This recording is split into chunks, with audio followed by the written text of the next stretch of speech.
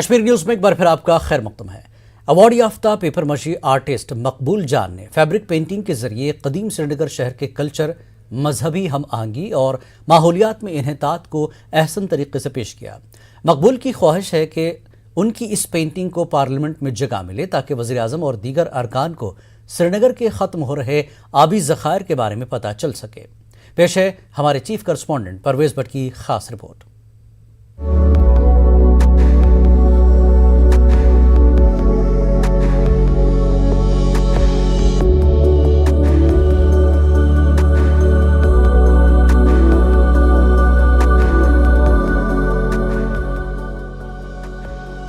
جیسا کہ کہا جاتا ہے کہ کوئی شخص آرٹ کے ذریعے اپنے جذبات و احساسات کی مناسب ترجمانی کر سکتا ہے۔ اسٹیٹ ایوارڈ یافتہ پیپر ماشی کے ایک آرٹسٹ نے اپنے برش اور رنگوں کے ذریعے سری نگر کے ختم ہو رہے آبی ذخائر اور ماحولیات میں آ رہے انحطاط پر اپنی تشویش اور فکر کو بیان کیا ہے۔ لال بازار سری نگر کے کاریگر مقبول جان نے 5 بائی 7 فٹ وال ہینگنگ پر قدیم سری نگر شہر کے فیبرک پینٹنگ بنائی ہے۔ مقبول نے اپنی پینٹنگ کے ذریعے سری نگر کے مذہبی بھائی چارے، ختم ہو رہی روایتوں اور سمٹتے آبی ذخائر اور ماحولیات میں تنزلی کو ظاہر کرنے کی کوشش کی ہے۔ اس پینٹنگ میں دکھایا گیا ہے کہ بادشاہ کے دور میں کس طرح ڈل جھیل اور جہلم ندی صاف و آلودگی سے پاک رہتی تھی اور یہاں آبی سرگرمیاں کس قدر ہوتی تھیں۔ شہر خاص کے ہری پربت ہل کے قریب کس طرح مندر، مسجد اور گردوارے ہوا کرتے تھے۔ سابق ڈی سی آفس جسے گورنری کہا جاتا تھا، جہلم ندی کے کنارے پر واقع تھا اور اس کی حفاظت کس طرح ہوتی تھی۔ مقبول کا کہنا ہے کہ کاریگروں کی بھلائی اور صحت کے احیاء کے لیے آبی ذخائر کا تحفظ ضروری ہے۔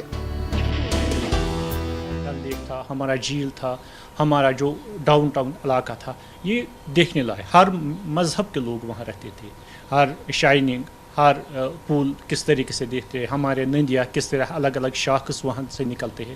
اسی لیے میں نے شو کیا، ہم ذہن بیدار کرنے کے لیے ہمارا وراثت ایک طرف سے ختم ہو گیا۔ میں اسی لیے وہ پینٹنگ بنائی، کشمیر فیبرک پینٹنگ، وراثت زندہ رکھنے کے لیے ہمیں لوگوں کے ساتھ لوگوں کو کیا کرنا ہے، کس طریقے سے رہنا ہے، ڈپارٹمنٹ کو کس ہوشیاری سے اس کے حوصلہ افزائی کرنا ہے، کس طریقے سے بچا کے رکھنا ہے۔ جو ہمارا مرکز ہے وہ اگر فنڈز دیتے ہیں وہ ان کو دیکھنا ہے یہ فنڈز اس پہ یہ خرچ کرتے ہیں یا نہیں کرتے ہیں، پھر دعویٰ کرتے ہیں ہمیں یہ کرنا ہے وہ کرنا ہے، آرٹزن کے ساتھ وہ نہیں۔ جب یہ ٹورسٹ ختم ہو جائے گا، آرٹزن کا بیچارہ کیا کرے گا؟ آرٹزن کا ڈیپینڈ ہے ٹورسٹ۔ مقبول کی یہ پینٹنگ آرٹ کے قدردانوں کی توجہ کا مرکز بنی ہوئی ہے۔ سری نگر کے منفرد اور ناپید ہونے والے پرندوں کو بھی اس پینٹنگ میں شامل کیا گیا ہے۔ وائلڈ لائف سینچری ڈاچی گام کی عظمت رفتہ کو بھی اچھی طرح سے نمایاں کیا گیا ہے۔ مقبول کے مطابق مائیگریٹ کرنے والے پنڈتوں سمیت دیگر مذاہب کی موجودگی کے بغیر سری نگر کا تصور نہیں کیا جا سکتا۔ انہوں نے ماضی کے بہترین دن واپس لوٹ آنے کی تمنا کی۔ مقبول کی پینٹنگ آخری مراحل میں ہے اور وہ اسے وزیر اعظم نریندر مودی کو تحفہ دینا چاہتے ہیں۔ مقبول چاہتے ہیں کہ اس پینٹنگ کو پارلیمنٹ میں جگہ ملے تاکہ سری نگر میں ماحولیات کے تحفظ کے لیے کام کرنے کی سب کو ترغیب مل سکے۔ میرا شوق ہے ہندوستان کے پارلیمنٹ میں جہاں سے فنڈ اسٹیٹ کو نکلتا ہے وہیں سے اس کو رکھنا ہے۔ ان کو احساس ہونا چاہیے ہمیں کیا کرنا ہے کشمیر کے ساتھ، اس کو کس طریقے سے ہم وہاں کس طریقے سے آرٹزن، کس طریقے سے پھول و پھلو یہ پینٹنگ بنا رہے، وہاں کتنا وہاں یہاں ہندو مسلم یہاں کچھ نہیں تھا، یہاں ایک ہی تھا، ایک ہی پریوار کے لوگ تھے، چاہے ہندو تھے، چاہے سکھ ہے، چاہے مسلمان ہے، ایک ہی پریوار۔ اسی طریقے سے وہ آرٹسٹ بھی اظہار کر رہا ہے، جہاں کے پھول ہے، یہاں کے ہر رنگ کے پھول کس طریقے سے اظہار کر، کس طرح مل جل کر بیٹھتے تھے پارلیمنٹ میں۔ تب میں اگر پرائم منسٹر صاحب بول رہے ہیں یہ ہمارا اسٹیٹ ہمارا پریوار ہے، ہم دیکھیں گے پریوار کے ساتھ کیا کر سکتے ہیں۔ ہمیں امید ہے جو اوپر والے نے کسی کو عزت دیا اس کو بھی امتحان ہے، وہ کیا کریں گے لوگوں کے ساتھ۔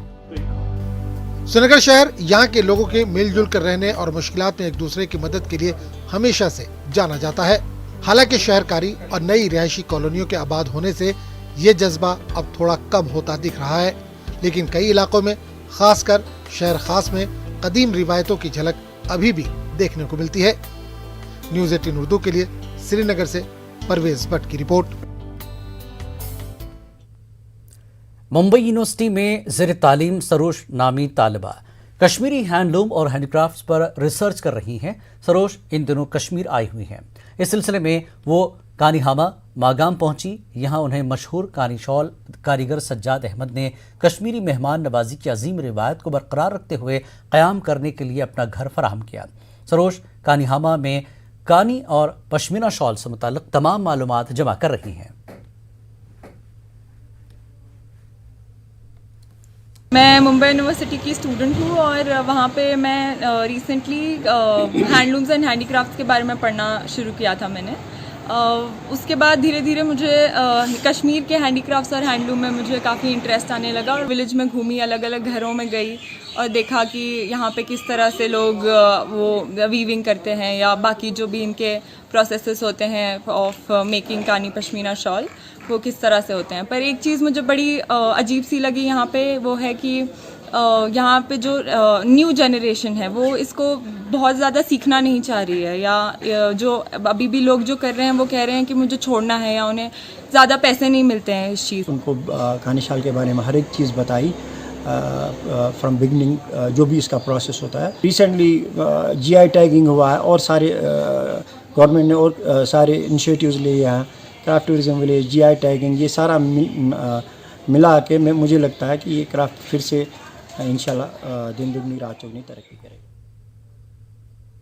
वादी कश्मीर में आज भी रिवायती भाईचारा कायम है।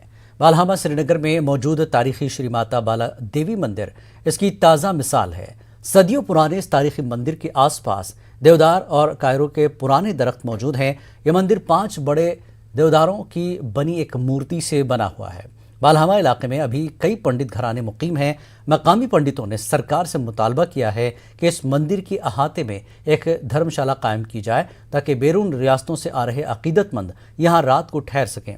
DDC मेंबर इंजीनियर एजाज ने अपने फंड से मंदिर की दीवार बंदी के लिए रकम वागजार की है। ये बालाजी टेम्पल है, यहाँ पर ये हज़ारों साल पुराना है।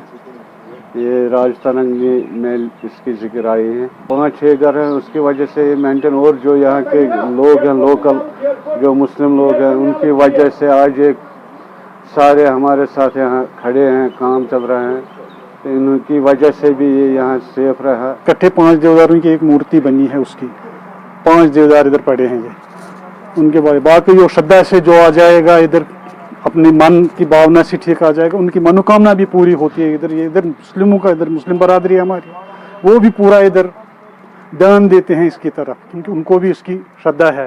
भाईचारे से रहेंगे, ना किसी धर्म से कोई परेशान होने की आवश्यकता है। यहाँ पे लोग बहुत ही सीधे साधे अपने काम में भाईचारे के साथ रह रहे हैं और ये पूरे देश के लिए गौरवान्वित करने की बात है।